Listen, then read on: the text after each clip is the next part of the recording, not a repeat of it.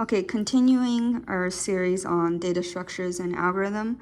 Last time I talked about linear search and mentioned binary search without realizing what's called binary search. So this time I want to talk about Treemap. Just a recap, data structure is a way that you can organize data or inputs.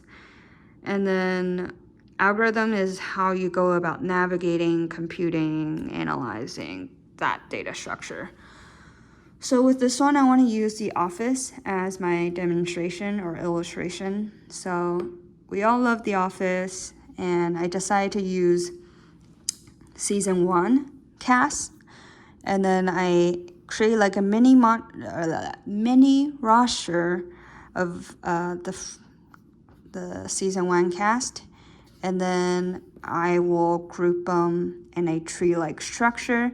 But let's first establish some key words for a tree map. In the beginning, I was kind of confused because in data analysis, we've got this visualization. That's, you might have seen these. Oh, that is not pretty. But let's say it's like this. Yeah, you just have a bunch of small sections and sections off of sections. So this shows the proportionality to the represented data, let's say. Let's do blue, and you got blue, and then you've got the bigger ones are darker.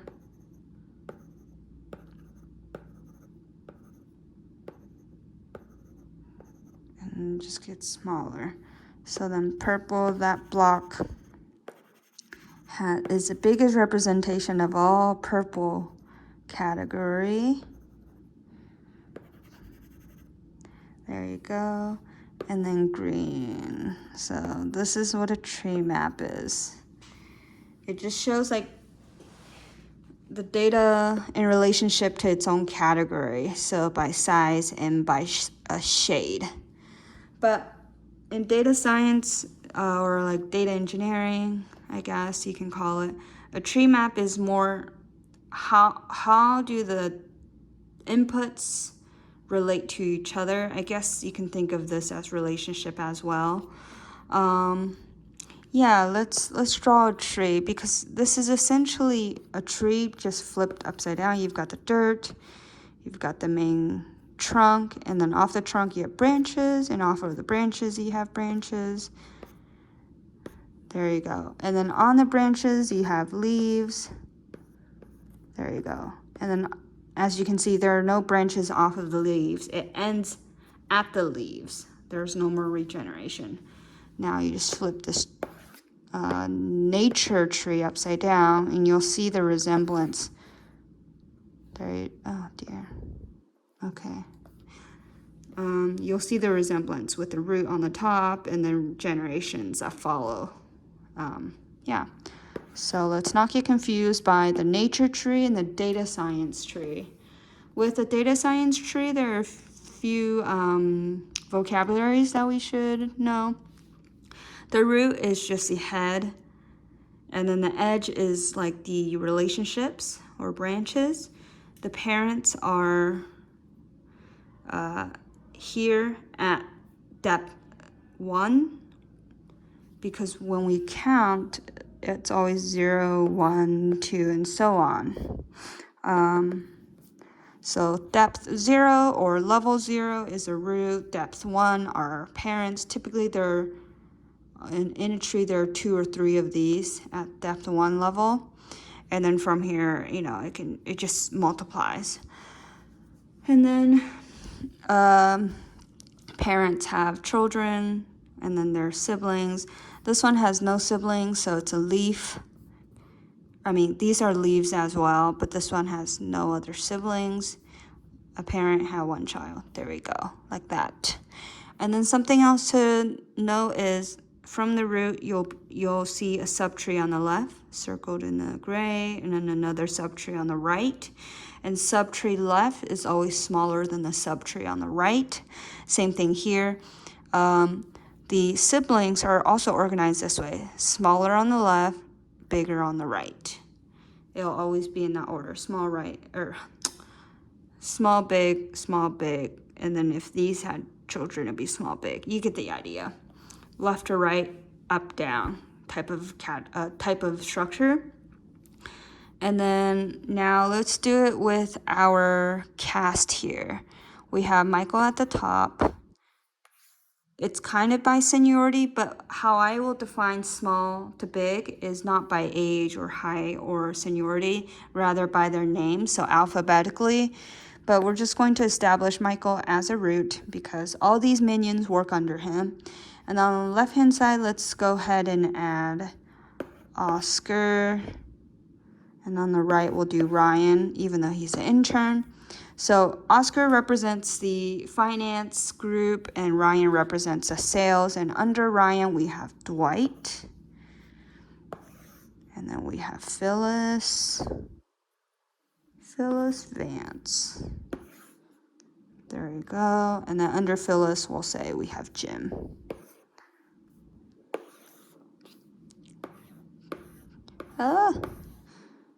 There we go. And then under Oscar, we have Angela and Kevin. So this is kind of the structure like that.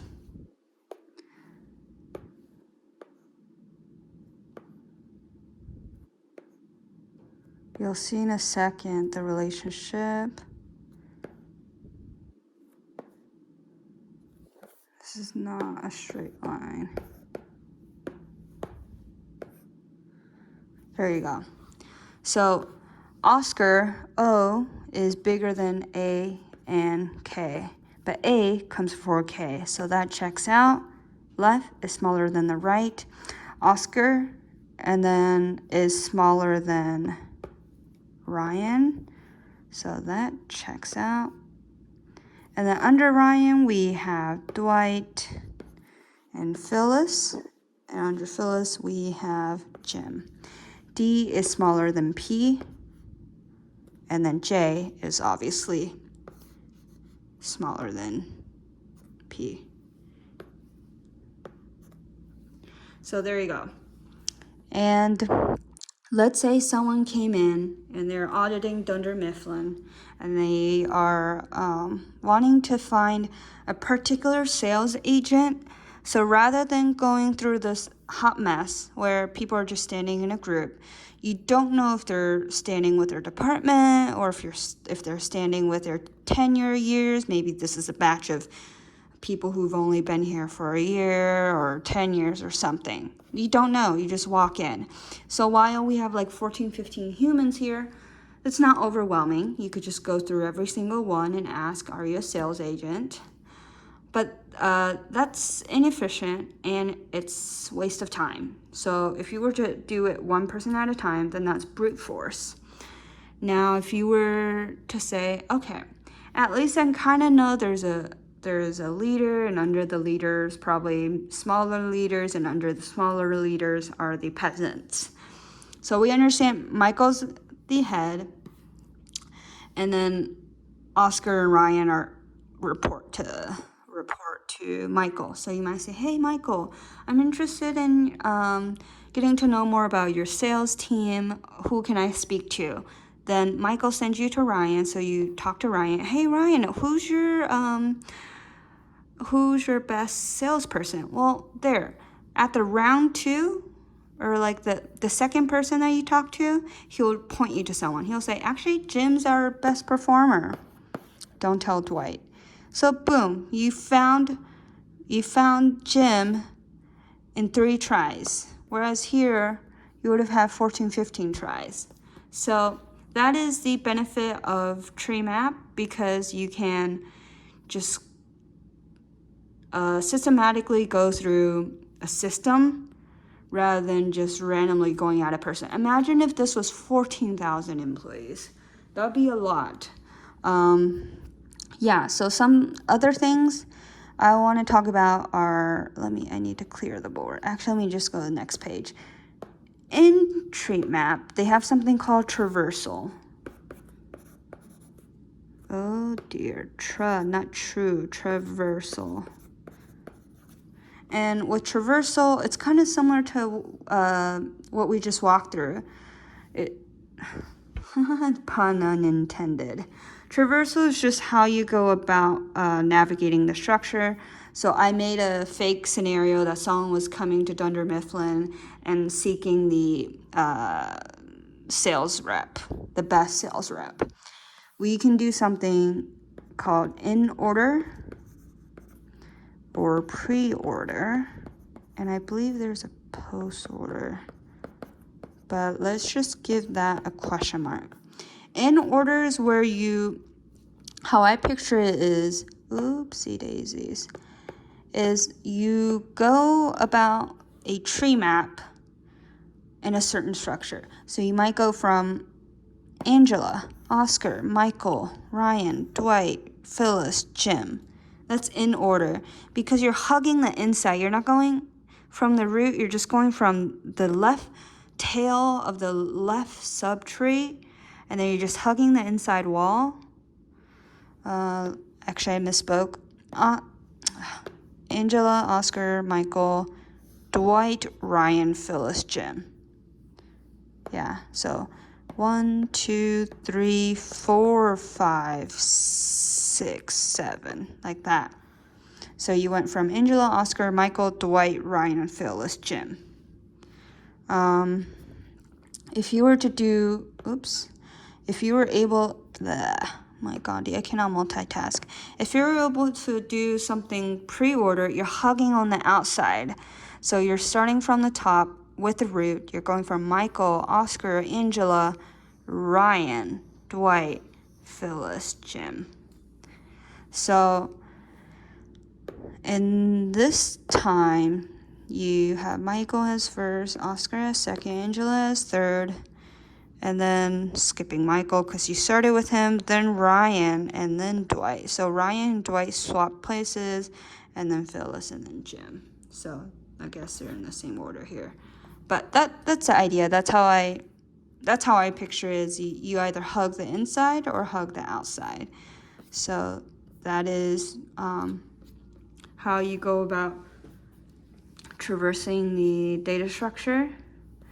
So yeah, that is a mini demonstration of Treemap with the Office because the Office is the best.